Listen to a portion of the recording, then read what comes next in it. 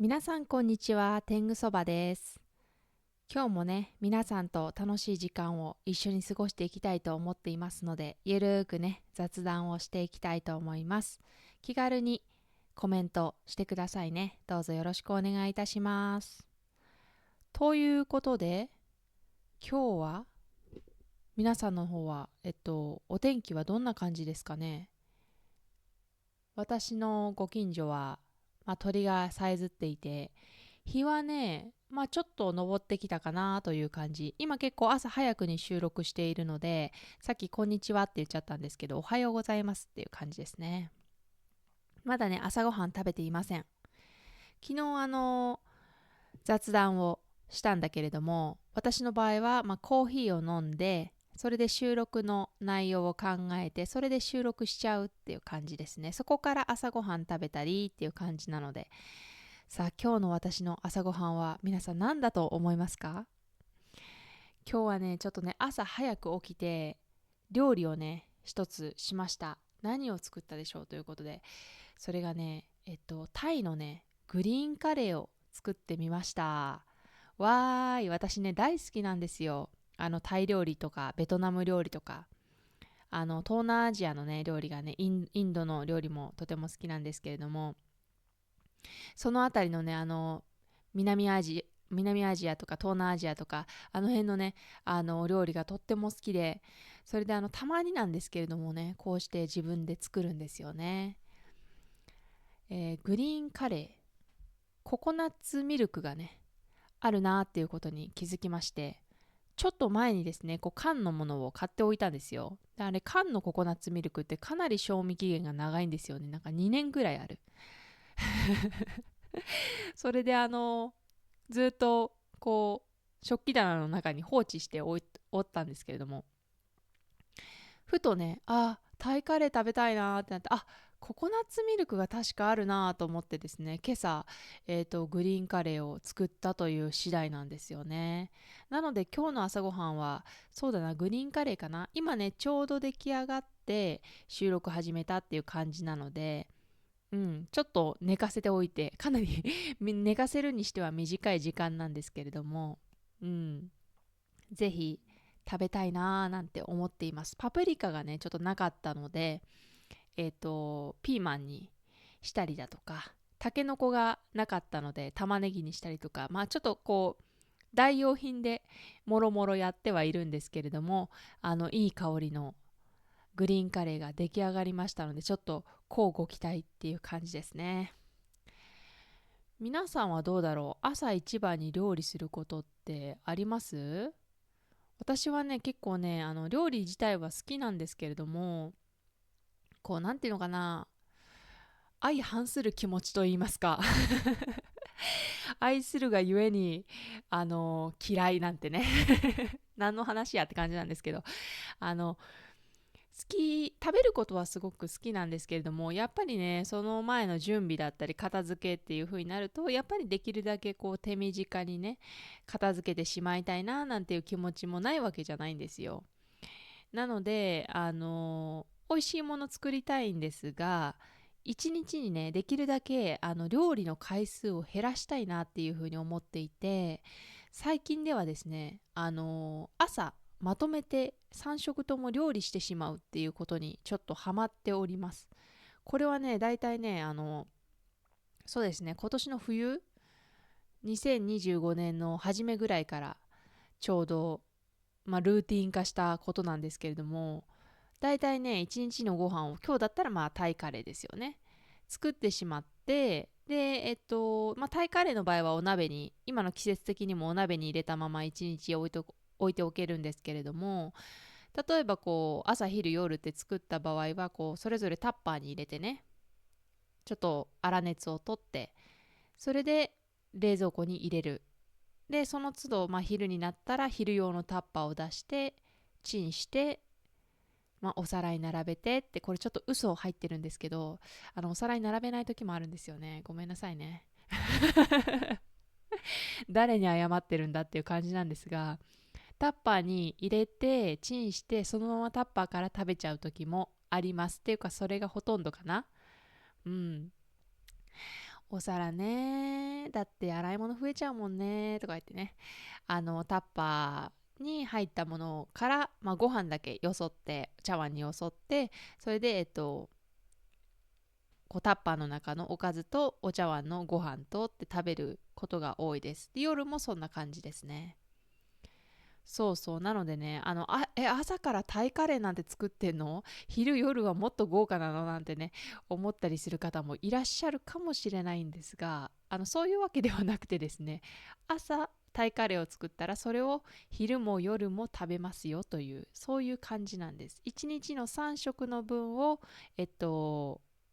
何でしょう、1日の3食を、朝一番に全部作ってしまうっていうことなんですよね。うん。私結構こううんうんってうなずきながら喋るのが癖なんですけれど、なかなかアバターの天そばちゃんはうなずきませんね。首があんまりこう左右は結構触れるんですけど、上下があんまりダメですね。うん、直さなきゃな。これ結構ね、手間かかるんですよね。私もかなりうんうんうなりながらね、もうね、丸3日ぐらい使って動かせるようになりましたからね。直せるかな、誰か上手な人教えてくれませんかっていう感じなんですけれども、これ上下に動くと楽しいですよね。もうちょっと今ね上向いてるんですけど、なかなかこう下向いてもね、なかなかあんまり違いがないですよね。なんていうお話。そうそう、昨日からですね、ついに Spotify の方にですね、音声としてポッドキャストとして、天狗そばの雑談を配信始まりました。なので、普段はですね、Spotify 聞いていらっしゃる方、普段はね、私はYouTube の方で活動をしていて、天狗そばっていう VTuber が、こう、見えるように、こう、なんていうか動画にして、普段は配信している状態なんですね。なので、ちょっとアバターの話だったりとか、こう、あれ顔が動かないとかね、そんな話をね、たまにするかもしれないんですが、それはそういうことなんですということです。ちょっとね、Spotify を音声だけで聞いていらっしゃる方がもしね、いれば、ちょっと意味がわからないなっていう風になるかもしれないので、ちょっと念のため、ここで断っておきました。さてさて、ということで今日も早速雑談を始めましょうか。というかもう雑談始まってたね。もう十分出だしから雑談していたんですけれども、さあ今日も普段のね、いつもの、100の質問答えていこうじゃありませんか。今日は、4本目の動画、4本目の収録ということで、4個目の質問に答えていこうと思います。前回も予告しました通りのテーマになっておりますね。皆さん覚えていらっしゃいますでしょうか。前回の収録は聞いてくれたかな。今日の100の質問なんですけれども、ちなみにこの100の質問はね、いつも言っている通り、AI が私のために考え出してくれました。ありがとう AI。100の質問を考えるのって結構大変ですからね。うん、だって皆さんお友達にあるいは自分自身に100の質問用意してくださいってなかなかできないですよ。それをね AI が一瞬でパッとこう出してくれたので、私もこうして楽しく雑談ができるということなんでございます。さあさあ、4つ目の質問なんですが、あなたにとってちょっとした贅沢って何という質問なんですよ。これ見たとき結構面白いなと思いましたね。これお話しするとちょっとこう胸が躍りませんか？ちょっとワクワクするなみたいな。今実際にちょっとした贅沢してらっしゃるという方はそれを思い浮かべてくださってもいいですし、あるいはこんな贅沢してみたいな、ちょっとした贅沢ね、してみたいななんていうお話も今日はしたいなって思います。皆さんもそっちワクワクしませんか？もしね、やるならこんなちょっとした贅沢、プチ贅沢っていうんでしょうか、したいなーなんていうのを思い浮かべながらね、一緒に雑談楽しんでいきましょう。どうぞよろしくお願いいたします。さてさて、私がね、するちょっとした贅沢、そうですね、3ついつもね、大体あげていますので、今日も3つぐらいお話ししていこうかななんていうふうに思っています。まず一つ目なんだけれども、キーワードがありまして、バター、焼きたてパン、入れたてコーヒー。もうこの3つのワードだけでかなり贅沢感ない？これこれちょっとしたっていうね、枕言葉があるんだけれども、え、どう？ちょっとしてないのかなっていうぐらい私にとっては贅沢なものなんですよ。うん。まずね、食パン、厚切り。もうどんどん贅沢キーワード出てきてますね。あの、厚切りのね、食パン。だからできれば、こう、なんでしょう。パン屋さんに売ってるような、こう、自分で切るようなタイプがいいですよね。あるいは自分でホームベーカリーで焼いてみたりだとか、こう、1斤、2斤で売られてる、こう、なんていうのかな。こう、一つの塊のパンがいいかもしれません。それをね、厚切りに、もうできるだけあなたのお家のトースターに入るあるいは何でしょう、私はね実は魚焼きグリルっていうこの下に入る、わかるかな、引き出しみたいなところあるんじゃないですか。あそこでねパンを焼くことが多いんですけれども、そのね魚焼きグリルに入って火をつけても焦げない厚さ、のギリギリラインのところを狙って一番厚くします。で、どうしてそんなに厚みにこだわるのかといえば、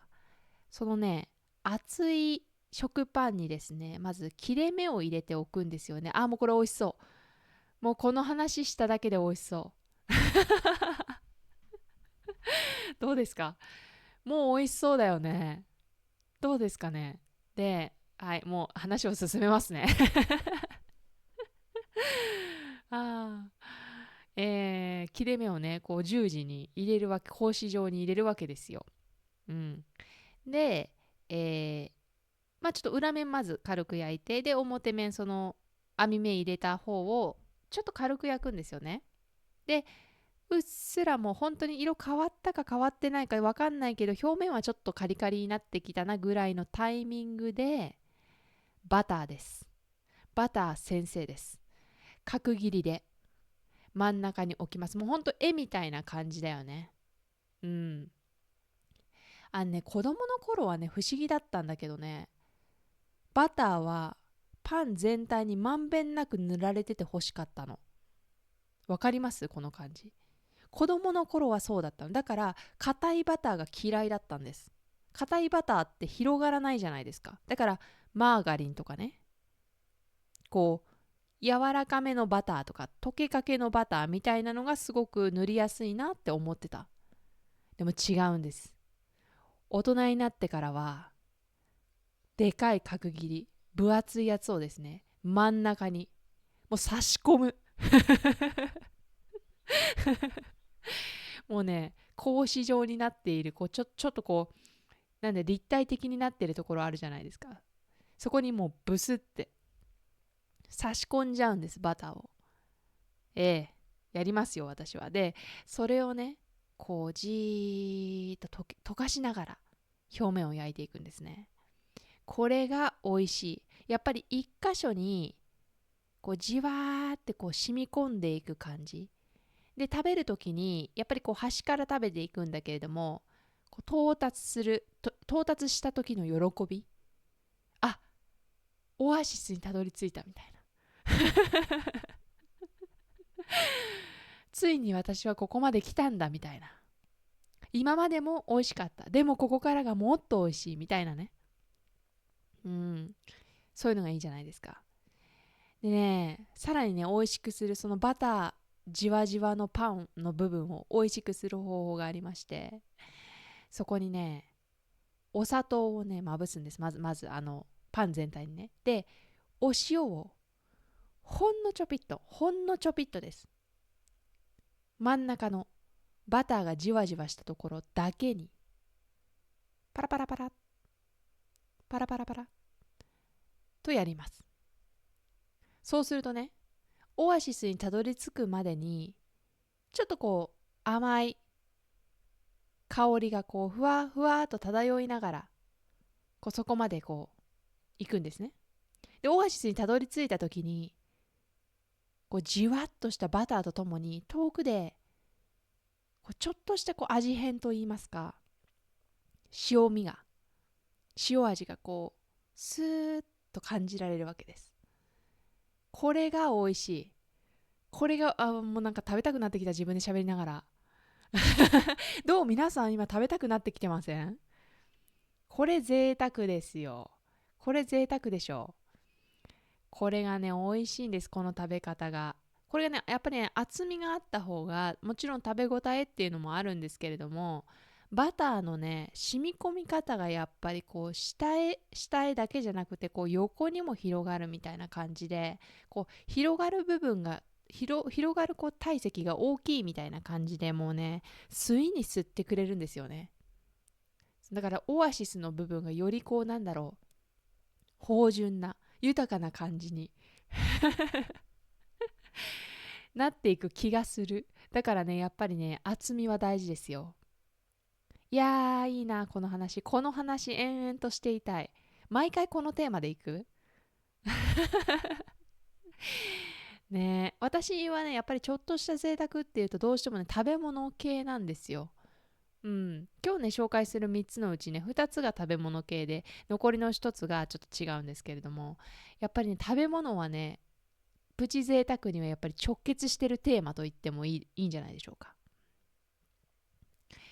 そう、そしてさっきもキーワード3つ紹介しましたが、バター、焼きたてパン、そしてもう一つ覚えていますかね。コーヒー。入れたてのコーヒーですよね。これが大事。だからそのパンが出来上がるのもちろん焼きたて入れたてって2つの立てたてが混在してますからね。両立していかなくちゃいけないわけですよ。だからパンが焼きたて、バター溶けたてを見計らって入れたてコーヒーを入れなければならないと。これがねなかなかね技ですよ。技いりますよ。私はねこういうプチ贅沢したい日っていうのはコーヒーは基本的に手動のミルで入れるようにしてます。うん。手動のミルだとねやっぱりね電動ミルよりもねちょっとね香りがね高い気がする。っていうのはやっぱり電動のミルでコーヒー豆をガッて一瞬でこう砕いてしまうのよりは、手動でコリコリコリコリって15分ぐらいかけてやった方が、そのコリコリやってる間やっぱりこう豆が中でこう擦れ合ってるわけなので、こう台所がね全体的にこうコーヒー豆の匂いになってくるんですよ。だからこうなんていうのかな、おそらくコーヒーの味そのものは変わらないんですけど、その空間全体がコーヒーの深い香りに包まれることによってね、なんか熱が入っちゃってるんですけれども、そういうなんかこうなんだろう、なんかこうじらしみたいなのがあればあるほど、やっぱりいざ口にした時になんでしょうね、その分も美味しいって感じられるじゃないですか。っていうわけでですね、まあだから順番的には最初にコーヒー豆を手動ミルで砕く。うん。で砕いて15分経ってお湯を沸かして、じゃあ入れ始めようかなっていう頃にパンを焼き始める。パンって意外と早く焼けますからね、もう焦げちゃったりしますから。だからコーヒーをトポトポトポトポトポトポって入れながら、こちらの方でパンが少しずつ焼けてくる匂いがする。だからもう2つの匂いを同時に楽しみながら気づきながら、もう焼きすぎないようにっていうのを気をつけながら、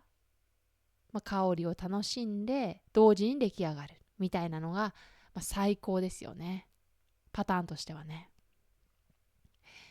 それがね私の、一つ目のプチ贅沢でしょうか。でさらにね言わせてもらうと、ごめん話が長いんだけど、私ねいつもながら食パンっていうのももちろんいいんですけれども、プレーンのね、私がねさらに好きなのがあるんですよ。これがねレーズンパン。これでもね賛否両論あると思います。レーズンってちょっと苦手とか、なんか給食の時のトラウマ給食の時レーズンパン出ました。小さい時レーズン嫌い。ほじくり出す、残すみたいなね。そのパターンだったと思うんだけれども、今になってこうレーズンが入った食パン、それを分厚めに切ってオアシス作って、お塩パラパラ、お砂糖パラパラ、それでね焼いてみてくださいよ。すごく美味しくなります。もうねプチ贅沢ちょっと超えてるね、レーズン入ってくると。これ普通にもう贅沢の領域かもしれないっていうくらい、本当にね美味しく出来上がります。こんなね焼きたてパン、入れたてのコーヒー、バターしっとり、こんなね朝ごはんに迎えられたら、その日一日が素敵にならないはずがないということで、こんな朝ごはんを食べてね一日スタートさせたいなーなんて思ったりもします。明日ちょっとやってみようかな。これライブとかでやっても面白いかもしれないですね。みんなと一緒にちょっとプチ贅沢な朝食用意して、日曜日とかにね一緒に食べましょうみたいな、なんかそんなライブ楽しくなさそう？どうでしょう？楽しくない？一緒にやってみたいな、みんなとね。皆さんにも皆さんのそれぞれのねプチ贅沢朝食があるでしょうから、それもねそちらで用意していただいて、私は私で厚切りパン用意させてもらって、それでちょっと一緒にライブなんてできたらいいなーなんて今ふと思いました。ぜひやってみましょう。これね相手がいないと寂しいですからね。いくら贅沢なね、さまざまな美味しいグルメに囲まれていてもですね、一緒に食べてくれる相手がいなければ何も面白くない。そういうもんでしょう。なので、ぜひぜひ、ふるってご参加よろしくお願いいたします。そうだな、せめて YouTube の、動画再生数がそうだな10ぐらいにたどり着いたら、ちょっとライブでやってみようかななんていうふうにふと思いました。どうぞよろしくお願いいたします。ご検討の方を。さあさあ、2つ目のお話に行きましょうか。私にとってのちょっとした贅沢2つ目なんですけれども、実はねサイゼリヤ、私ねサイゼリヤがね大好きなんですよ。無類のサイゼリヤ好きと友人の間でもね名高いんですけれども、もうねサイゼリヤのになんかこう表彰してもらってもいいんじゃないかなっていうぐらいサイゼリヤ大好き。まあ私ぐらい好きな人は他にもいっぱいいると思うんですけれども、とってもね好きでね、それでサイゼリヤに行くこと自体というよりは、こうサイゼリヤに行って今日はプチ贅沢しようかなみたいな感じで注文をすることが多いんです。ちょっとサイゼリヤのメニュー出してみましょうか。今ちょっと皆さんが見れるように出せないかな、うまく。ちょっと待ってくださいね。あ、でもそっか、ポッドキャストの方がそれは面白くないのか。ちょっととりあえず今私が見れるように出してみますね。グランドメニュー日本版、いろんな国の言葉があるんですね。これメニュー私だけが見てても面白くないよね。なんとか皆さんが見れるようにしましょうか。ちょっと待ってくださいね。できるかな。ちょっとお待ちくださいね。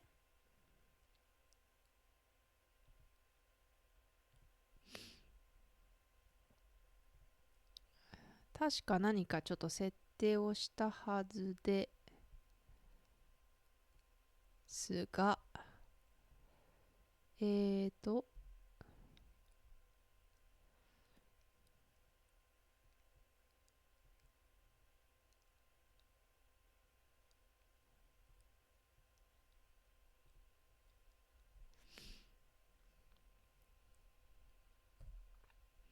大丈夫。まだ私はここにいますよ。大丈夫です。あれ、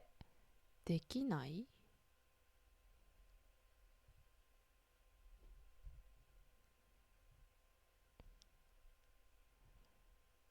なんかできませんね。なんかうまくいかないかな。うーん。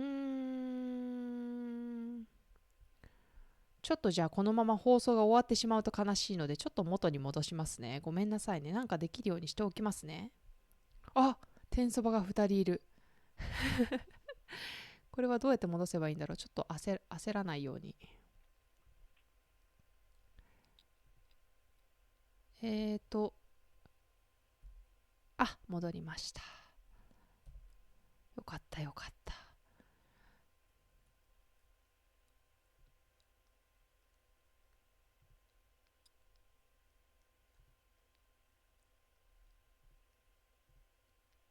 はい、元に戻りました。大変申し訳ありません。ちょっとね、今度ね、ちゃんとブラウザが見られるようにしておきますね。その方が楽しいもんね。一緒にメニュー見られる方がね。はい。で、私が、サイゼリアに行って、ちょっとプチ贅沢なメニュー。まあ、サイゼリアのメニューなんて有名ですから、もう皆さんもね、よく行く場所だと思います。なので私がね、口頭で説明しても、全然ね、どれがどれだってわかると思うんですけれども、ね、わざわざ見せる必要もなかったかもしれません。さあさあ、私がね、普段ね、まず頼むもの、といえばですね、大体、辛味チキンだったりとか、あとは、小エビのサラダだったりだとか、ミラノ風ドリア、モッツァレラのマルゲリータピザ、あとはペペロンチーノとかかな。ペペロンチーノ最近食べてないなって感じなんですけれども、パスタ系あんまり最近食べてないですね。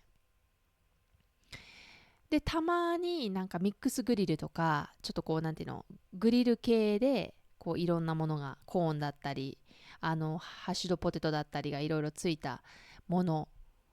を、注文して終わり。ちょっとデザート我慢してみたいな感じの、まあ結構皆さんもね、今頭の中に思い浮かぶようなメニューだと思うんですよね。でも私の中でやっぱりプチ贅沢したいなーっていう時はちょっと違います。ちょっと違う。やっぱりね、普段は頼まないものを頼みたいなってなるんですよね。皆さんだったらどのメニュー頼みたいなってなります？私はね、バッファローモッツァレラのカプレーゼ。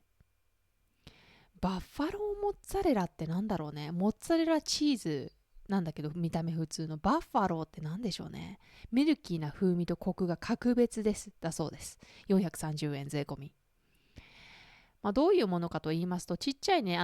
プチトマトサイズのモッツァレラチーズが4つと、プチトマトが2つ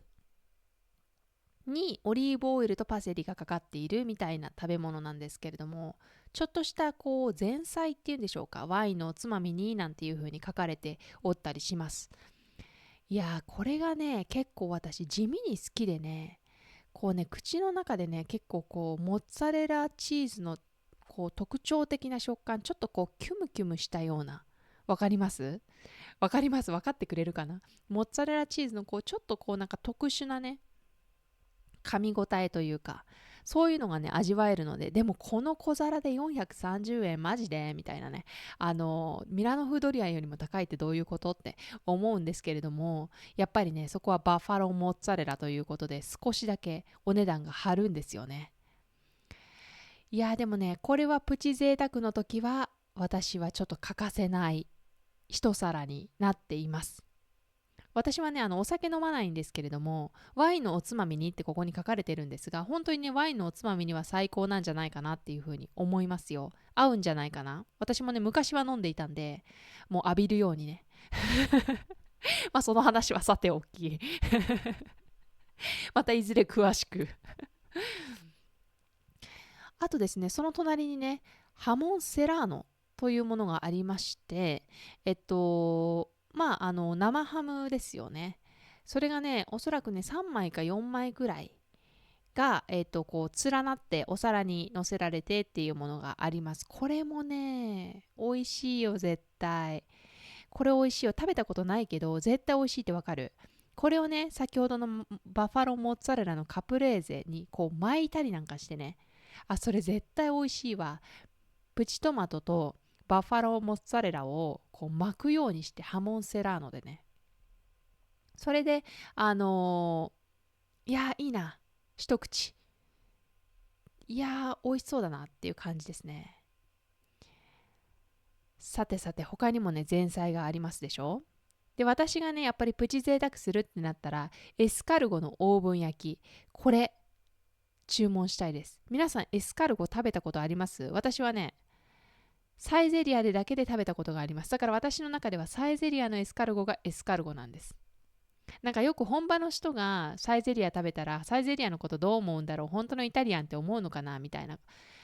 お話をちらほら聞くんですけれども、いや私の中でもサイゼリアのエスカルゴがエスカルゴですよ。うん。このちっちゃいたこ焼きみたいな穴に入ったこれがね、これねエスカルゴもちろんそれ自体美味しいんですけれども、このねオリーブオイルとそれからバター、ここに、ね、発酵バターって書かれてるんですけども、すごいね、本当に発酵バター使ってんのかな、すごいな。まあ書いてあるんだから本当に使ってあるんでしょう。このねちょっとこう野菜っていうんですか、こう小さなねハーブだったりとか、こうニンニクだったりとかが入ったこのオリーブオイルとバターのこのなんていうんですか、エキスっていうんでしょうか、エスカルゴのね、この穴に入ったこの汁部分言い方ねでもなんて言ったらいいのこのね汁部分がねなかなかね、なんでしょう、癖になる。これね最後の一滴まできちんとすくい上げたかったら、フォカッチオの方をですね、税込み150円なんですけれども、そちらをね、注文して、それをちぎって、これコツがいるんですよね。中のね白いわたわたの部分をこうちょっとこう外側に広げておいて、そこですくうと最終的に一滴も残すことなくエキスを自分のものにできるという素晴らしいシステムなんですけれども、これねエスカルゴのオーブン焼きね、ボリューム自体はほとんどないんですが、税込み400円。これもなかなか、まあでも満足度はあるかな、気分的にね。これにプラスフォカッチオで550円ですもんね。550円出してエスカルゴのオーブン焼きとフォカッチオ、いやー美味しそうだな、食べたいな。ちなみになんですけれども、同じページ、前菜のページにですね、アロスティッチーニという、ラムの子羊の串焼きっていうものがあるんですけれども、私これね、まだ挑戦できてないんです。尻込みしちゃって。うん、私の中でね、ラム肉って言ったらね、もうね、プチ贅沢じゃないですよ。それただの贅沢ですよ。ただの贅沢。うん。やっぱりね、ちょっとした贅沢がテーマですから、サイゼリアはね。これ勝手に私が思ってるだけなんだけど。このアロスティチーニはどうなんでしょうか、皆さん。ねえ、私だってね、食べてみたいですよ、こうやって言っときながら。ね、意地張ってるだけかもしれない。でもね、やっぱりこれに手を出してしまうとね、私はね、やっぱりね、サイゼリアの私の中でテーマであるプチ贅沢。ちょっと、こう、自分の知ってるお庭からね、一歩出てみるみたいな。そこからもう100歩ぐらいになっちゃってるから、アロストチーニの場合は。だからね、ちょっとね、行き過ぎなんじゃないかなって思ってます。人気ナンバーワン、辛味チキン。税込み300円。これですよ。これはね、私はね、普段から頼んでますけど、私の中でプチ贅沢って言ったら、これをね、2皿頼むことです。だって、皆さん、これディスってるわけじゃないよ。でも、辛味チキンって、えなんか、私頼んだって思うくらい消えるの早くない？私、辛味チキン頼んだよね。まだ食べてないんだけど、来てないって思ったら、目の前に辛味チキンの残骸あるみたいな。骨とね、お皿がね、ポツンってあって、誰が食べたの？私一人で来てるんだけど。どういうこと？ってね、なるんですよ、マジで。だから、辛味チキンは、なんていうのかな。一皿目は、なんか、自分ではない誰か、何者かが食べてしまう。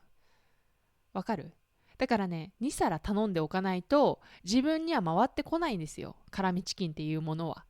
だから味わいたければ2皿頼まなければなりません。いかがでしょうか？皆さんもどう？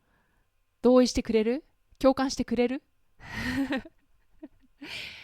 あとね、これも人気メニューみたいなんですけれども、ほうれん草のソテーっていうのがありますでしょ？なんかね、くたくたほうれん草みたいな。昔そういう名前だった気がするんだけど、違う？でね、そこにね、ベーコンがね、入ってて、なんか噂によると、このベーコンが何切れ入っているかっていうのは、あのきちんとマニュアルで決められていて、どの店舗に行っても必ず何切れ入ってるっていうのが決まってるみたいなんですよね。いやー、偉い。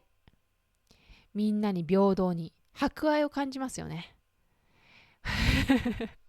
栄養たっぷりほうれん草を気軽に楽しめますって書いてあります。税込み200円。優しい。お値段が優しい。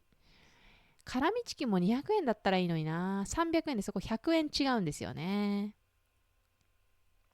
はい。ということで、はいってなんかね、塾の先生みたいになってねなってるんですけれども、さあさあさあ、ちょっとなんか、だいぶ、話が長くなってしまいました。ここからちょっと飛ばしていきましょう。普段はね、小エビのサラダっていうのも頼むんだけれども、小エビのサラダもいいんだけれども、ちょっとね、前菜としてね、ちょっとスープをね、頼んでみてもいいかなって思っていて、田舎風ミネストローネ、これいいんじゃないですか？美味しそう。うん。田舎風っていうのがそそりますよね。旬の野菜を使ったイタリア家庭の素朴な味わい。ね、でもね、これね、税込み300円しますからね、これ頼むんだったら、辛味チキン2皿目かななんてね、もうね、すぐそうやって値段でね、比較しちゃう。そうじゃないんだってば。今日は、プチ贅沢の日ですから、勝手に決めちゃったね。今日はでも、ちょっとした贅沢がテーマの日ですから、ミネストローネも頼んでいいんじゃないでしょうか。スープって普段頼むこと皆さんあります？サイゼリアでよ。私ね、結構ね、迷惑な話なんですけれども、ご近所のテーブルも結構チェックしてたりするんですよ。皆さんどんなもの食べてるのかなってね。でもね、スープを頼んでらっしゃる方をね、未だかつてちょっと見たことがなくて、あ、頼んでる方っているのかなって前からちょっと疑問だったんで、知りたいな。もしね、スープ頼んでますっていう方とか、このスープおすすめですっていう方いらっしゃったら、ぜひコメント欄で教えていただけるととっても嬉しいななんていうふうに思います。よろしくお願いいたします。さあさあ、次のページに行ってみましょうか。次のページは盛りだくさん。ピザとドリア、グラタン。このページが一番美味しいんじゃない？どう？私はね、ピザはね、必ず頼む派なんですよ。基本的にはバッファローモッツァレラ、また出てきましたね。バッファローモッツァレラのマルゲリータピザ。税込みがこれ400円ですね。なんですけれども、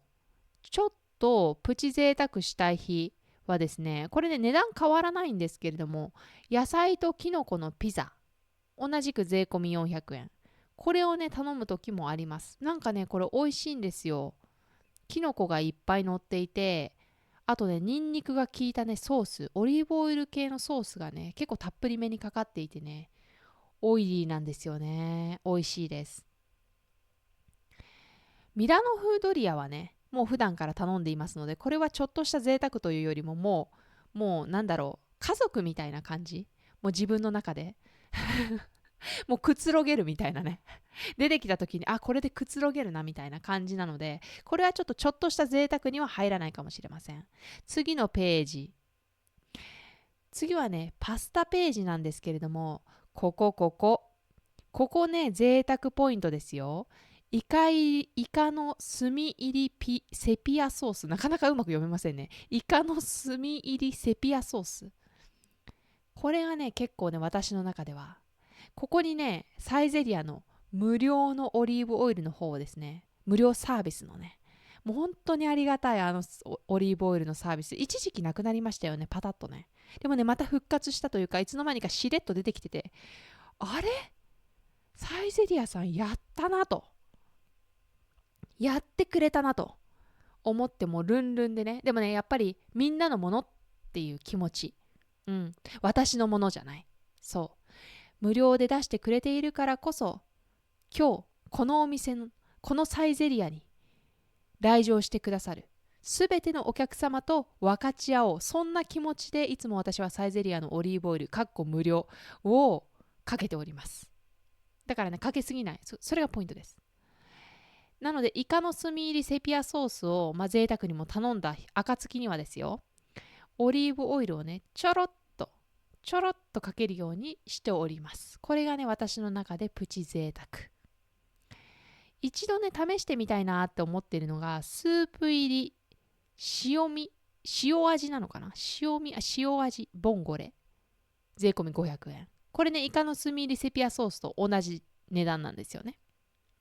ただ私の中でスープ入りっていうのがちょっと気になってしまっていまして、もちろんスープパスタって私の中で大好きなんですけれども、ポイントは先ほどのオリーブオイル無料が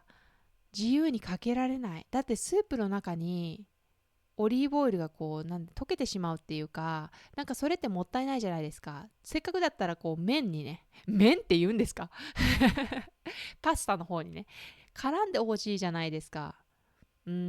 なので私の中ではちょっとこのスープ入りっていうのが若干気になるところ。でもねいつかね試してみたいボンゴレと思っております。ちなみに人気はペペロンチーノ、私もよく頼んでおります。300円。イカの炭入りセピアソースとは200円も違いがあるんですね。これに無料のオリーブオイルをオリーブオイルして食べるっていうのもなかなか贅沢かもしれません。私はねサイゼリヤでお肉料理をあまり食べないんですよね。でもこうやってページを見てみますと結構いろいろあるんですね。ミックスグリルとか、若鶏のディアボラ風とか、柔らかチキンのチーズ焼きとか、またラム来ましたよ、ラムと野菜のグリルとか、さまざまなね、美味しそうなものがあるわけなんですが、そのページを飛ばしてプチ贅沢な日はデザートですよね。デザートは何がいいかななんて思った時に、私はねプリンとティラミスクラシコの盛り合わせっていうのもいいんですが、チョコレートケーキあえて、あるいは夏でしたらトリュフアイスクリーム、これもいいんじゃないですか。なかなかね美味しそうな食べ物がいろいろとありますよ。ちなみに天狗そばはドリンクバーは行かないんですかっていうふうに聞かれるかもしれませんが、そこはケチります。ごめんなさい。ドリンクバーはケチらせていただきます。だってさ、セットドリンクバー182円税込みで200円でしょ。200円だったらペペロンチーノがイカスミ入りのセピアパスタに変えることができますよね。そこはお水で全然大丈夫なんじゃないかななんていうふうに思っておりますので、いつもねそうですね、ドリンクバーは私は利用しないかなっていうふうに思っています。もうね水で十分。だってメインが美味しいですもん。それをねあえて甘い飲み物でなんとかしようというふうには思わなくてですね、もう美味しい食べ物だけで十分でございます。あとは水で十分でございますというところまで存分に味わって食べておりますので問題はありません。なかなか長く話してしまいましたが、これが私の2つ目のちょっとした贅沢。つまりサイゼリヤに行っていつもは頼まないメニューを頼んでみるみたいなところでしょうか。さあ3つ目の私にとってのちょっとした贅沢、これって何？今まで1つ目2つ目とパンの話だったり、やれバターの話だったりね、サイゼリヤのなんかラム肉の話だったりいろいろとしましたけれども、3つ目はですね、食べ物とはちょっと離れております。これがですね、銭湯に行くというもの。銭湯しばらく行ってないな。皆さん銭湯って行きますか？私はね本当にしばらく行ってないっていう感じでね、もうね1年ぐらい行ってないんですけれども、私の中ではね銭湯に行くことは人生の一つの楽しみなんですよね。ただねちょっとねちょっとした贅沢の話をするときに違うタイミングなのかもしれないんですけれども、前回銭湯に行った時にですねちょっとしたトラウマがございまして、みんなでお風呂に入ろうっていうコンセプト自体がちょっとしたトラウマを招くことなんてねありますでしょ。私がね、お風呂から出た時ね、私がいけないんですけれども、ちょっとした不注意でですね、銭湯のこう扉がちょっとだけ開いてたんですよね。このお風呂と脱衣所の間の扉ですよ。こう横にこう開け閉めできるようなスライドのドアだったんですけれども、その時にですね、ちょっとこうちょっと信じられないみたいな感じで私の後を行ってですね、バーンってドアを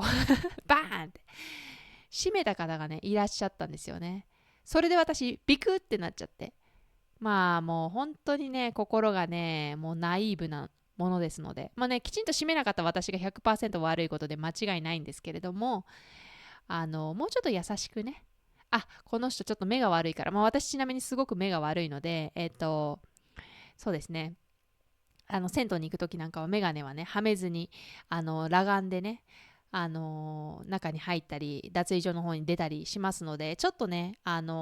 きちんと閉めることができなかったということで、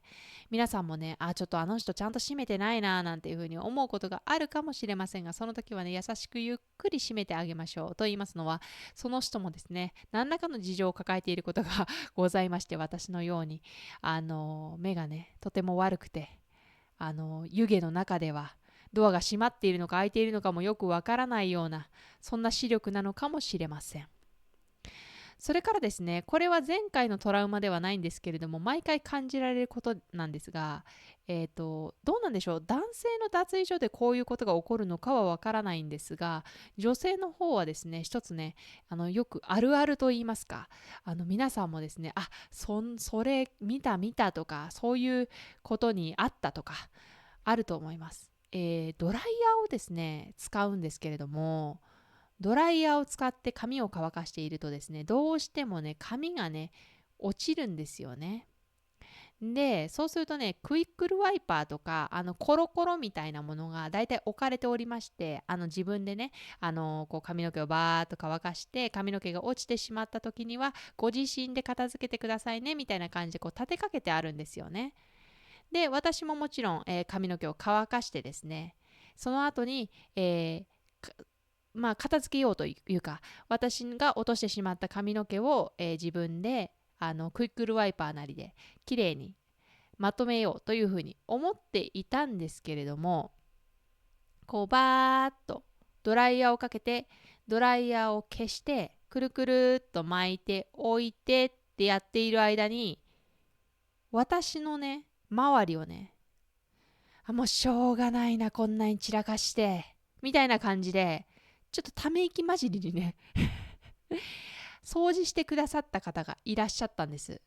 おそらくね私と一緒のタイミングでこうドライヤーをかけていて、その方はその方でその方のエリアをおそらくなんでしょう、ドライヤー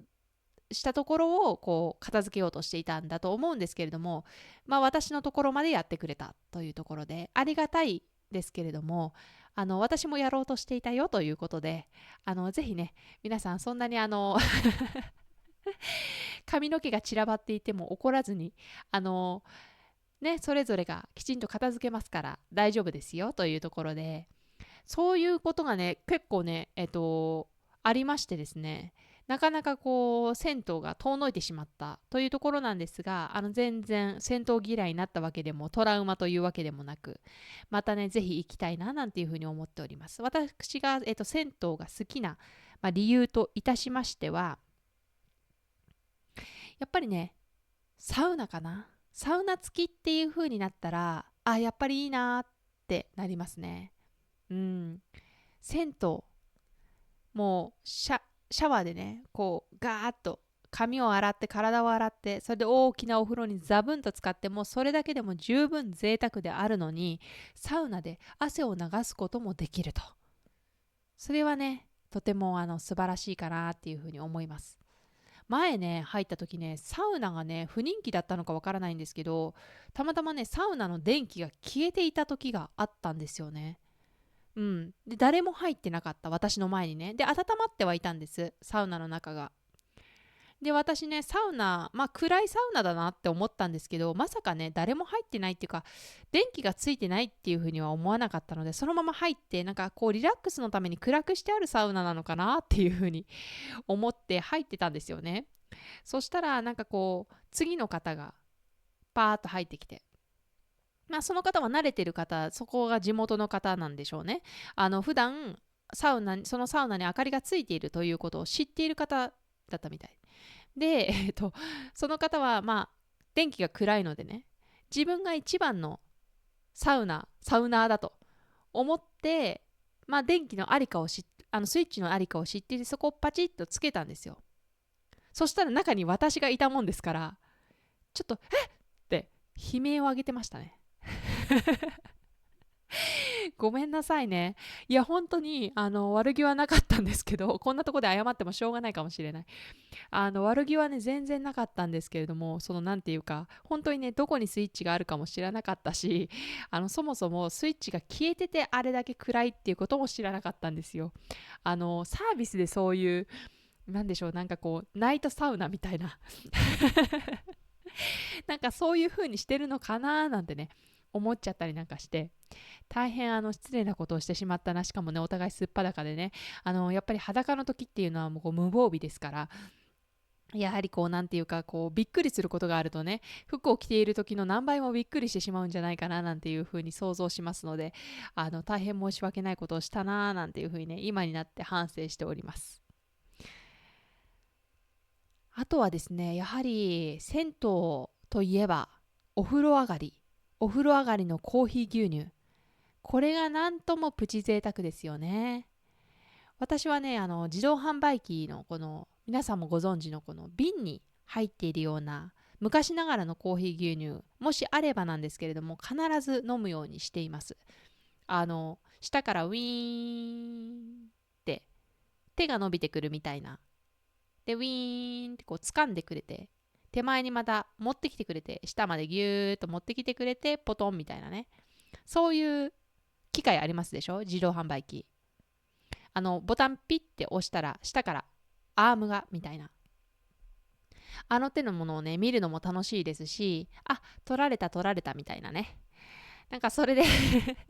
瓶でゆっくりと飲んで、瓶をね返すところがあるんですよね。瓶はね持ち帰らない。そう、瓶をね返すところがありますから、そこに、瓶を置いてね、ごちそうさまでしたということで、それで私の、銭湯の時間が終わるわけなんですけども、なんかこうやって話してたらまた行ってみたいな。ね、なんだかドアを閉めなかったという話がですね、すっかりトラウマと言いますか、申し訳なかったなという気持ちで、それからね、ちょっと、銭湯から足が遠のいてしまっていたんですけれども、こうして改めて話してみると、いや、銭湯行きたくなってきたなーっていう感じですね。さて、そういうわけでですね、私の3つ目のちょっとした贅沢は、銭湯へ行くでした。皆さんのちょっとした贅沢、どんなものでしょうか。ぜひね、聞いてみたいなっていうふうに思いますので、こういうことでプチ贅沢楽しんでるよっていうことがありましたら、ぜひぜひコメント欄に書いてみてください。あるいはですね、こんなプチ贅沢もしてみたいよなんていうのが、今日のね、私のサイゼリアのメニューみたいに、自分がしてるプチ贅沢と、ちょっとこれからこんな風にしてみたいよなんていうね、プランなんかがありましたら、コメント欄に書いていただけますと、とっても嬉しいです。さあ、楽しい時間はあっという間に過ぎてしまいますね。もうね、私ね、この音声収録がね、本当に楽しくてですね、始めてまだ4日目なんですけれども、それでもね、毎日朝起きるのが楽しみになりました。もうそれぐらい楽しい。もうね、この音声配信をね、聞いてくださる方が未来に1人、2人、3人、そうやってね、増えていってくれることを願って、いつかね、ライブ配信なんかでお会いできたらとっても嬉しいんじゃないでしょうか。どうぞよろしくお願いいたします。というわけで全体で約55分ぐらいかな、今お話しさせていただいたんですけれども、今日も長い放送でしたが、最後まで聞いてくれてどうもありがとうございました。楽しい時間過ごしていただけましたでしょうか。次回もね、放送していきますので、ぜひぜひお楽しみにしていてください。チャンネル登録もしよろしければお願いいたします。先ほどお願いしたようにコメントもね、もししてみたいなっていう方がいましたら、どうぞお気軽によろしくお願いいたします。ということで、今回の放送はここまで。またね。バイバイ。